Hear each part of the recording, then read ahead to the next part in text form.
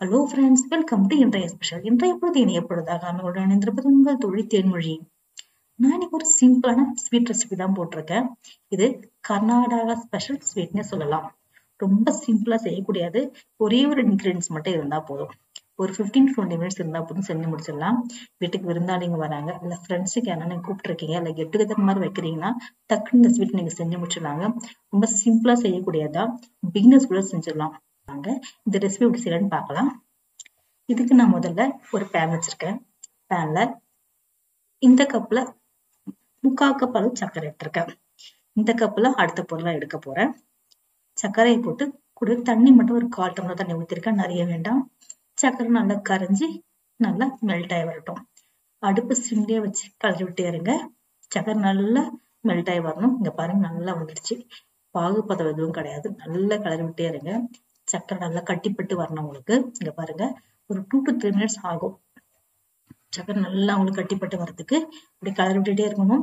அப்படியே விட்டுறாதீங்க. கலரி விட்டுனே இருந்தா உங்களுக்கு அடி பிடிக்காம இருக்கும். சர்க்கரை நல்லா கலரி விட்டுனே இருக்கேன். ஒரு 3 to 4 மினிட்ஸ்ல உங்களுக்கு சர்க்கரை நல்லா கட்டிப்பட்டு வந்துருச்சு. இந்த மாதிரி கட்டிப்பட்டு வரணும். இப்ப தட்டுல கொட்டி ஆற வச்சுக்கலாம். நல்லா ஆறின பிறகு உங்களுக்கு கொஞ்சம் கட்டிப்பட்டு இருக்கிற மாதிரி இருந்துச்சுன்னா மிக்சியில போட்டு ஒரு ஓட்டு ஓட்டிக்குங்க.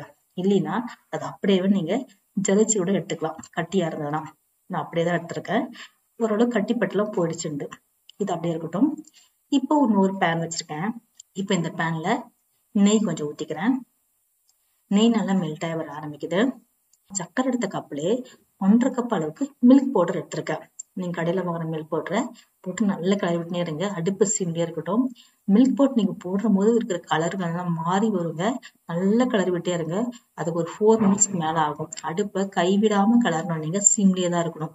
நீங்க பாருங்க, கலர் மாறிட்டே இருக்கு. ஒரு டைம்லயும் நல்ல கலர் மாறி மாறி மாறி நல்லா மெரூனா வரும். அந்த டைம் வரைக்கும் நல்லா நீங்க கலர் விட்டே இருக்கும். நீங்க பாருங்க, ஒரு 4 மினிட்ஸ் போட்டு உங்களுக்கு காமிக்கிறேன். கலர் நல்லா சேஞ்ச் ஆகி வருது.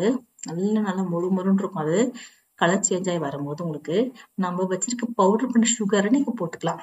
இந்த சுகர் நீங்க டைரக்டா மிக்ஸில போட்டு பவுடரோட பண்ணிக்கலாம்.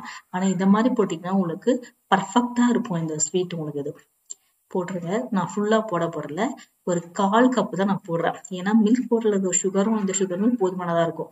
இல்ல நீங்க ஸ்வீட் ரொம்ப சாப்பிடுவீங்கன்னா நீங்க 1/2 கப் கூட போட்டுக்கலாம். இந்த அளவு எனக்கு போதுமானதா இருந்துச்சு. போட்டு நல்லா கலரி விட்டுக்கிறேன். நல்லா கலரி விடுங்க. மெல்ட் ஆகி வரும் உங்களுக்கு சர்க்கரை மில்க் பவுடரோட சேர்ந்து.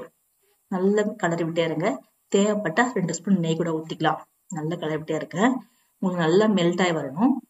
அப்படி இல்லை உங்களுக்கு நெய் வேண்டாம்னு நினைச்சீங்கன்னா மில்க் ஒரு 1/4 டம்ளர் ஊத்திக்கலாம். நிறைய வேண்டாம். நான் மில்க் 1/4 டம்ளர் ஊத்துனது. மில்க் நான் 1/4 டம்ளர் ஊத்திருக்கேன். அதுல அது வீடியோல வரல, கட் ஆயிடுச்சு. நல்லா கலரி விட்டே இருங்க. 1/4 டம்ளர் மில்க் ஊத்தினா போதும். இங்க மாதிரி பாருங்க, இந்த மாதிரி நல்லா கட்டிப்பிட்டி வந்துடும். இதுல நீங்க சுக்கு பவுடர் அப்படி ஏலக்காய் பவுடர் போட்டுக்கலாம். என்கிட்ட இப்ப எமர்ஜென்சிக்கு இல்லை, நான் போடல. போட்டீங்கன்னா டேஸ்டும் நல்லாவே இருக்கும். நல்லா கலரி விட்டு தட்டுல கொட்டி ஆற வச்சிருங்க. அவ்வளவுதான். இப்ப கொஞ்சம் சூடு போன பிறகு இதை நீங்க உருண்டையா உருட்டிக்கலாம். இந்த மாதிரி ஷேப் உருட்டி அந்த சுகர் கொஞ்சம் இருக்கு இல்லைங்களா, அந்த சுகரை தட்டு லைட்டா கொட்டி இந்த மாதிரி ஓட்டு ஓட்டிடுங்க. மேல ஒரு ஓட்டு ஓட்டிட்டீங்க, எடுத்து வச்சுட்டா போதும். உங்களுக்கு ஸ்வீட் ரெடி ஆயிடுச்சு. இந்த மாதிரி இருக்கிற எல்லா மாவையும் நீங்க ஷேப் பண்ணி இந்த சுகர் பவுடர் மேல லைட்டா ஒரு ரவுண்ட் பண்ணி எடுத்து வச்சிட்டீங்கன்னா உங்களுக்கு சூப்பரான தர்பாடா அப்படிதான் ரெடி ஆயிடுச்சுங்க. ரொம்ப டேஸ்டா இருக்கும். ட்ரை பண்ணி பாருங்க. உள்ள நல்லா ப்ரௌனா இருக்கும். அந்த மில்க் பவுடர் மில்க் சுகர்ல சேர்ந்து போட்டா இருக்கும்போது டேஸ்ட் ரொம்ப நல்லா இருக்கு. அந்த வறுத்து சாப்பிடறதால மில்க் பவுடர் ரொம்ப டேஸ்ட் நம்ம நல்லா இருக்கும். சிம்பிளான ஸ்வீட் தான், டக்குன்னு செய்யக்கூடியது.